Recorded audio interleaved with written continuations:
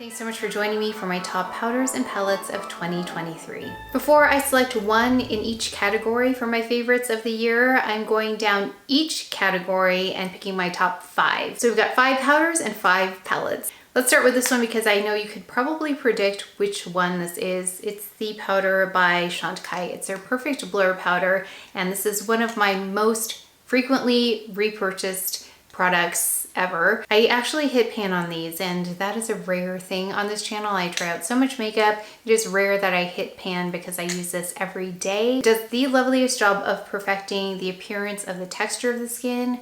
It appears smoother, as well as helps even out the skin tone because it's got a little bit of coverage as well. So it also helps to blur the imperfections like hyperpigmentation, which I have here in the front of my face. So this one is probably one that you already knew. Another one by Chantecaille, and I think they do such a beautiful job of making the skin look pretty without adding a lot of makeup. And this one is limited edition, but I wanted to mention it because I did really enjoy it throughout the year. It's the Lotus Perfect Blur powder, and I have 2 of these. I have a backup because this one adds just the slightest glow, And let me just add a little bit here so you can see.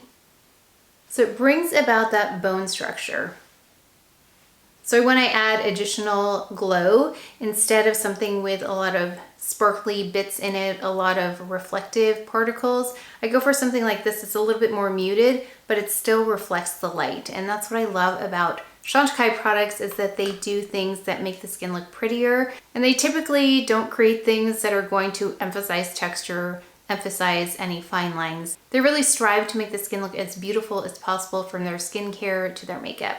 So that's why we've got 2 Chantecaille products here as top favorites of powders. Now, speaking of companies that really know skin, I don't talk about this one as much. This is the Clé de Peau Breast Powder. I loved their translucent loose powder, and then it went away, but I discovered this. I think it was this year that I rediscovered this. I don't use this as much simply because I'm always gravitating towards the Chantecaille powders, but this one is beautiful as well. I actually just applied a bit to take the shine down, and it also has a skin perfecting, skin beautifying kind of property to it. Just add a little bit here. And this one, I think you can see, has a little bit of a brightening element to it.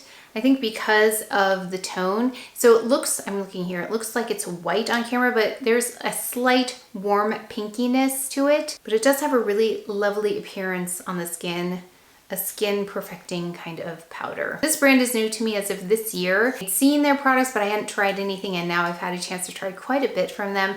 It's Jones Road, and their powder is one of those things that I didn't know I needed. So if you are looking for some really great hold, this one is beautiful, especially for more oily skin types. This one has come in handy in the middle of my face. That's where I apply this when I need my makeup to hold for a longer amount of time and still look pretty. This one is beautiful. So this one, this particular shade is in light Clar, but you can see it has quite a bit of color to it, which is great for my skin tone because it has a little bit of peach to it, which helps to color correct as well. So that's what I love to do with powders. I love for them to do an extra job of not just setting, but also perfecting the appearance of discoloration and also perfecting the appearance of the texture of the skin. So this 5th powder here is by one that I had before. I kind of put it aside because I wasn't loving the complexion product underneath, and I think that's why I just kind of put it to the side. But then I found the right shade in the complexion product and started using this again. So this is by HERMES. It's their #1 powder. And this does such a pretty job. I think in combination with their Plein, their complexion product, which I'm looking right, oh, here it is. These work really well together. So if you're looking for something that has a very fresh look on the skin, but doesn't feel too dewy, that's what I like about this and this together, is that you still get that appearance, but it doesn't feel like it's sliding all over your face. It's a really natural look, and I think that's what they were going for. So I really love this, especially paired with this, and I'm wearing this one every day.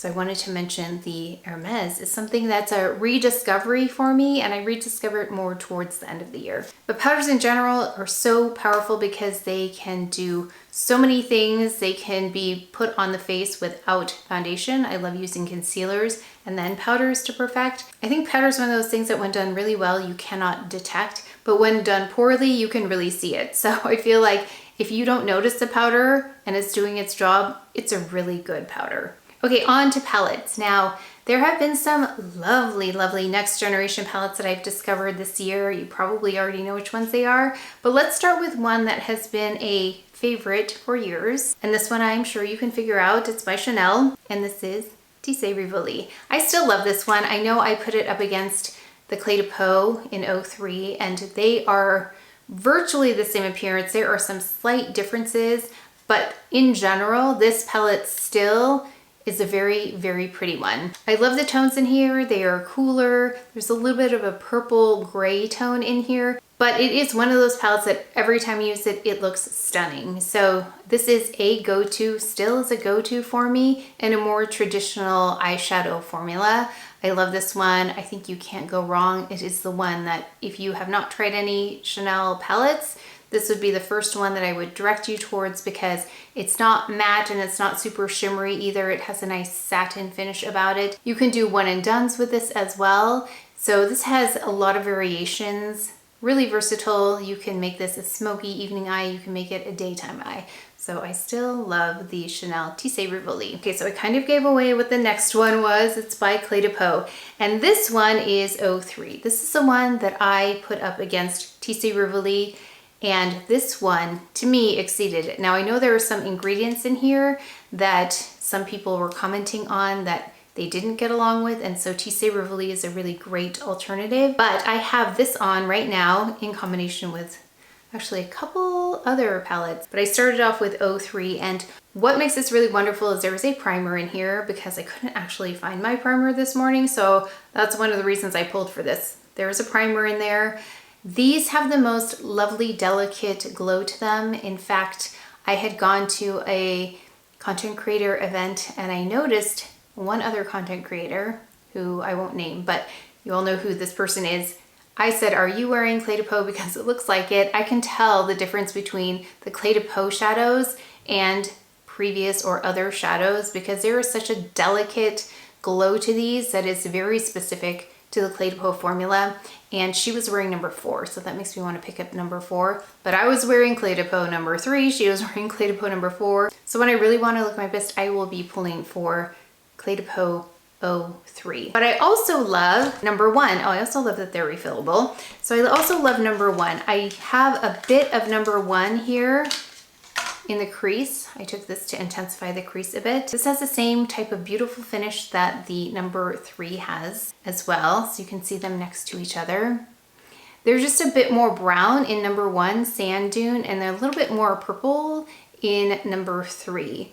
But they perform beautifully. If I pull for these when I want a really pretty, sophisticated, flattering eyeshadow. One of the other things I noticed these shadows do is that if you do have fine lines and wrinkles in this area, it's very forgiving, very flattering. It can be a little bit trickier with areas that have more texture, but Clé de Peau did such a lovely job as they are really great at skin enhancing kinds of products. Same thing translated into their eyeshadow palettes. I was on my way to trying out all of the Clé de Peau palettes, and then I got distracted. I got distracted by some new palettes. A new formula that ended up on the market, and it is HERMES. And I love these because these are also flattering and really creamy, especially these deeper shades. Usually if I see an issue with an eyeshadow, it's typically with the deeper shades. They can be kind of chalky and patchy and dry. These are lovely. They are creamy. Even the shimmery shade that's present in their shadows, this is creamy as well. And it's not nearly as glittery. I wouldn't even say it's glittery. It's definitely shimmery though, but it's very even. That just lays on the eye really beautifully. And I will use my clean hands just to apply it that way. I'll use a brush to apply that more shimmery shade, but it adds dimension. So I feel like the thinner the layer, the more beautiful this is. So right here we have number 5, and I added a little bit of this shade here in the outer corners. So I started off with 3 because I actually did a video before this. And then I added a little bit of this on and a little bit of number 1 in the crease. The shade right here is what I added from Clé de Peau in the crease. I just wanted to intensify. Added a little bit of this gray tone as well. This is a pretty cool neutral palette. So if you take a look at the tones in there, they definitely pull cooler then warmer. As I said, I got distracted by the Hermes palettes, so now I'm working my way through the Hermes palettes, but I've got to get back to the Clé de Peau. So I tried, let's see, I've tried 3 now from Hermes, and my other favorite palette from Hermes is this one. It is so pretty. Now this looks like mostly a blue palette. I think that's what you see when you look at it, but it's really quite neutral. If you look at this shade right here and this shade, it's a nice warm neutral. There's almost a terracotta in here tone, but not orangey at all. And then you've got these blues. So if you use this, it actually is a very neutral, using this deepest shade as an eyeliner. And then I love layering that on.